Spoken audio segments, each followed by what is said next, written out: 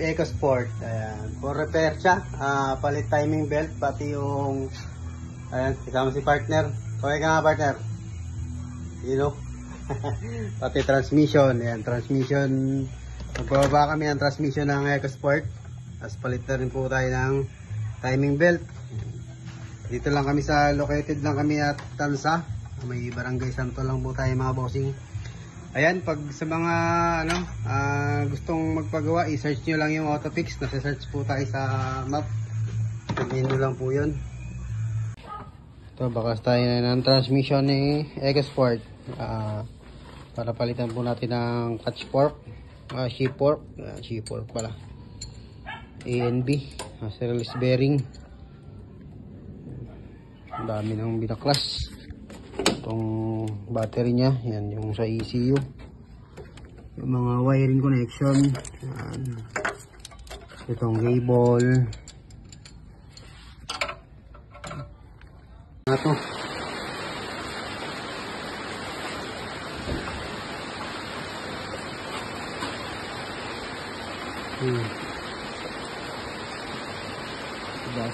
Okay.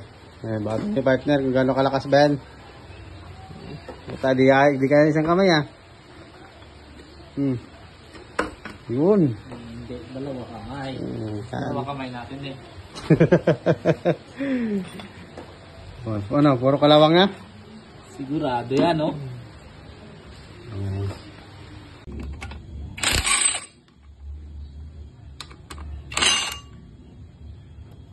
Yung iba.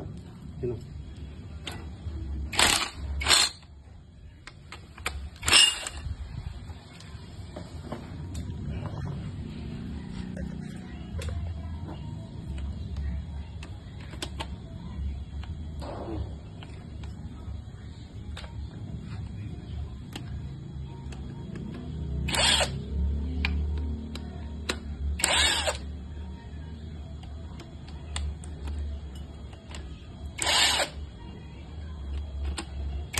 Nababaklasin. Pondo.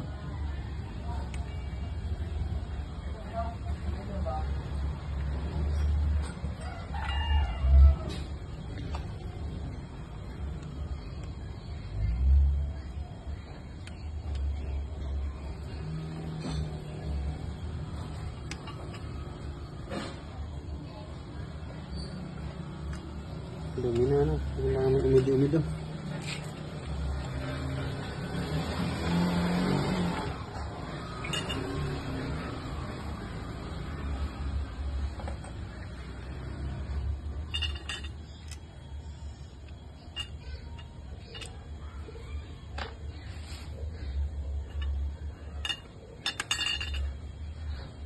Okay, kumapit na yun.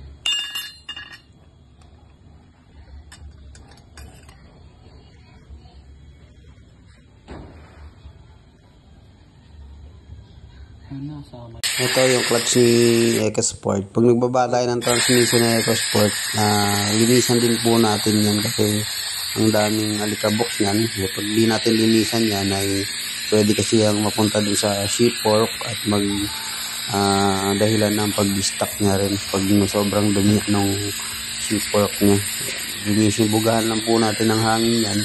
Ingat lang din po tayo na itong alikabok na yan ay hindi rin maganda sa kalusugan natin yan. Kaya pag nagbuga tayo dun sa hindi sa mataong area, saka mas po talaga tayo dyan para hindi natin malanghap po yung alikabok na to. So, ito na po yung papalitan naming pyesa. Yan. Kinalawang na po kasi yan kaya siya nasira. Galagyan lang po natin ng grasa. Kunti lang yung ilagay nyo. Naparami lang yung nilagay namin kanina pero lilinisin ulit namin yan.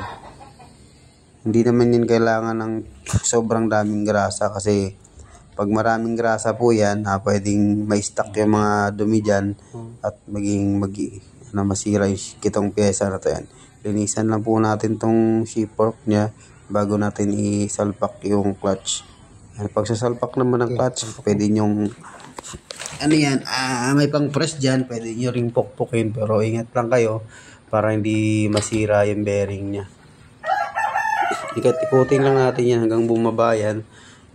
May pang tools kami pang press dyan. O kaya, yan, ayan, habang nag-road test kami, daladala namin yung walang kristal. Check natin, EBS normal, PCM ito normal, TCM yan, TCM normal po lahat. Ayan, okay na to. Pinatakbo natin ng 100, wala namang error.